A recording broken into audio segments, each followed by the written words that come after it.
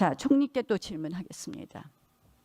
대한민국 헌법에 있어서 가장 중요한 것은 자유민주적 기본 질서를 지키는 것이고 또 여러 가지 제도가 있지만 헌법상 제도와 헌법상 가치에서 삼권 분립은 너무나 중요한 가치라는 거 잘 아실 겁니다. 그런데 이재명 정부 들어와서 사법부를 한마디로 법으로 협박하고 저는 거리의 조롱거리로 삼는다 이렇게 보고 있습니다. 자, 입법으로 사법을 협박한다는 것은 법 왜곡죄 신설된 거 잘 아시죠? 네, 말씀 주시죠. 네, 올 4월 약 이제 시행된 지 한 4개월 됐습니다. 자, 일선 판사들 몇 명이나 고발됐는지 아십니까? 네, 말씀 주십시오.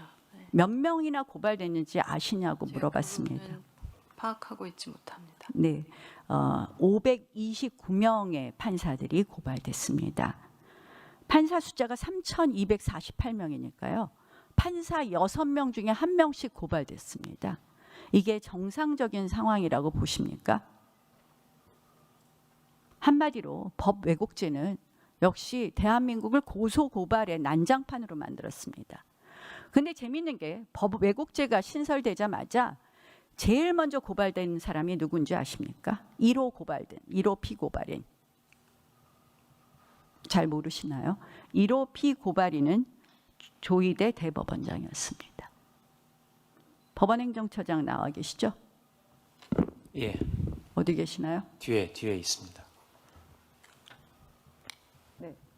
자, 조희대 대법원장 수사기관이나 또는 수사기관에서 소환조사나 서면조서 받으신 적 있으십니까?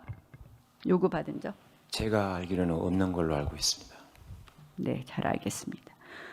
저는 이 지금 법 왜곡죄 같은 것이 신설돼서 이렇게 비정상적으로 된 부분에 대해서 결국 이 정부가 사법을 법으로 협박한다 이렇게 보고요. 그런데 조희대 대법원장을 끊임없이 끌어내리려는 이런 작업을 하는 거예요. 근데 지금 보면은 이제 이번에 대법관 제청으로 크게 충돌되었습니다. 자, 제청권의 의미가 뭘까요, 총리님? 네, 오늘 하루 종일 많은 분들이 말씀 주셨는데 계속 설명 주십시오. 네. 아니 제가 질의하는 거에 답변해 주시지 자꾸 설명하라 그러시면 어떡합니까? 아유, 총리의 답변을 일문일답을 듣고 싶어서 저는 말씀을 드립니다.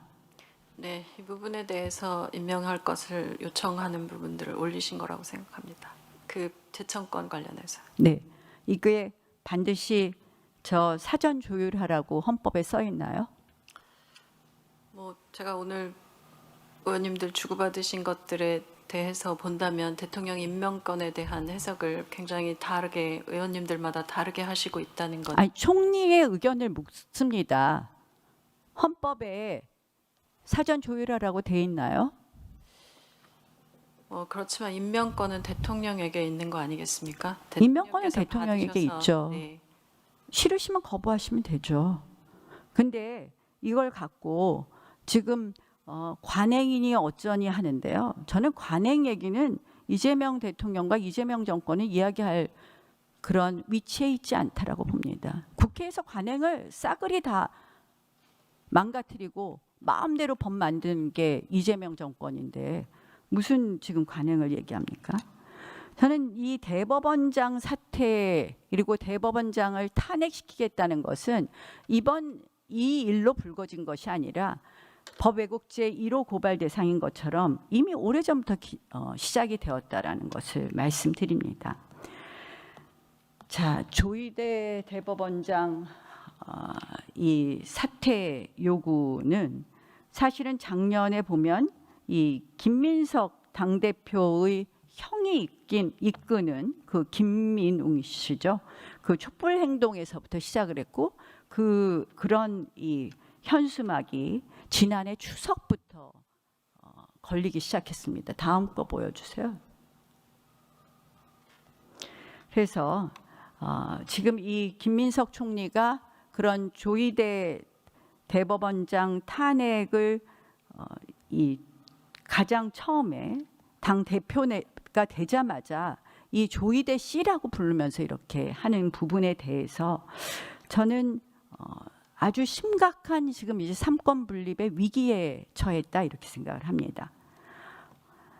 총리. 근데 이제 뭐 김민석 총리가 당 대표가 되자마자 첫 번째 한 일이 조이대 씨라고 부르면서 대법원장을 끌어내겠다 그랬어요. 이재명 대통령이 바로 또 이 말을 하셨어요. 반부패보다 헌정질서 파괴가 행위가 더 심각하다 이런 말씀하셨는데 이 헌정질서 파괴 행위가 누굽니까? 누구를 말씀하시는 겁니까? 제가 뭐 당 대표가 말씀하신 거에 대해서 제가 언급할 당 대표 말씀 말고 대통령 말씀.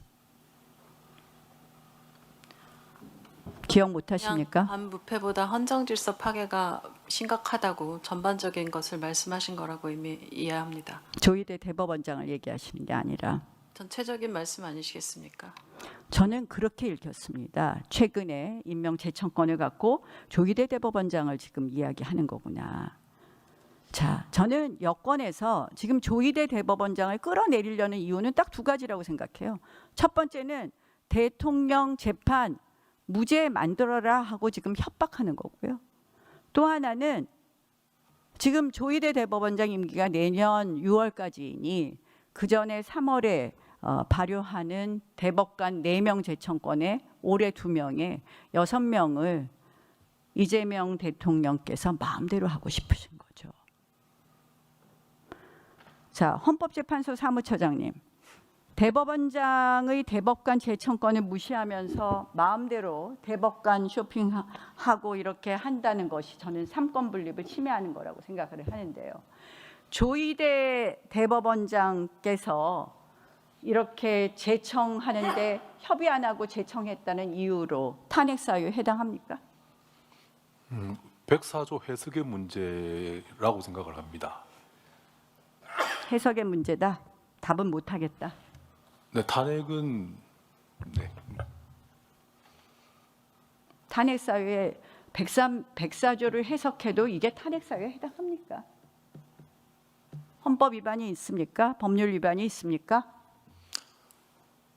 네, 구체적인 사실관계를 모르기 때문에 제가 단언적으로 말씀드릴 수는 없습니다. 아니, 사무처장님. 네, 온 신문에 나온 얘기를 갖고 사전 조율이 없었다. 그런데 거기에 대해서도 답변을 못 하십니까? 우리 헌법재판소 사무처장으로서의 바른 태도는 아니라고 생각을 합니다. 자, 법원행정처장님께 말씀드리겠습니다. 저는 이렇게 지금 자꾸 뭐 대법원장을 흔들려는 이유는 두 가지 이유이다. 결국 이 재판을 갖고 자꾸 문제를 삼는 건데요. 저는 이 대통령 재판을 빨리 재개하는 것이 법원이 할 일이라고 생각을 합니다. 왜냐? 지금 재판을 중단했을 때, 대통령 재판을 중단했을 때 헌법 84조를 구체적으로 들은 재판부도 있었고 헌법 84조 언급 없이 취지로 헌법 84조를 언급한 그런 재판부가 있었는데요. 결국 불소추 특권에 해당한다는 것이었는데 얼마 전 7월 9일에 대법원 판례를 보면 불소추 특권은 이 축소해서 해석해야 된다라고 했어요. 불소추 특권은 소추를 금지할 수 있을 뿐이다 하면서 수사가 된다고 했습니다. 그러면 수사가 되면 반대로 재판은 되는 겁니다. 저는 지금 이재명 대통령 재판을 모두 재개하는 것이 사법부가 이렇게 지나친 부당한 압력을 받는 것에서도 벗어나고 그리고 법대로 재판하는 것이 사법부로서는 최근 7월 9일 대법원 판례를 존중하는 거라고 생각을 합니다. 법원행정처장님 검토하시겠습니까? 물론 이거는 각급 법원 판사들이 검토하는 것이지만 이 부분에 대한 제 의견에 대해서 말씀해 주시죠. 위원님께서 말씀하신 것처럼 각 재판의 진행 여부는 소송 지휘권의 문제로서 각 재판부에서 정할 문제라고 생각합니다. 그러나 제가 지적한 부분에 대해서는 실질적으로 불소추 특권을 소추 부분에 한정해서 해야 되는 대법원 판례가 있었던 건 맞죠? 그 대법원 판결은 수사 여부를 판단하는 알고 있습니다. 판례였습니다. 예. 그러나 그것을 뒤집어 읽으면 불소추 특권은 소추 부분을 소추를 금지하고 있을 뿐이라는 부분이 명백히 있습니다. 저는 그래서 법원에서 이재명 대통령 재판을 무한히 연기할 것이 아니라 적극 검토하는 것이 오히려 이런 혼란을 조속히 정리할 수 있다고 생각합니다. 그래서 이 부분에 대해서 법원의 적극적인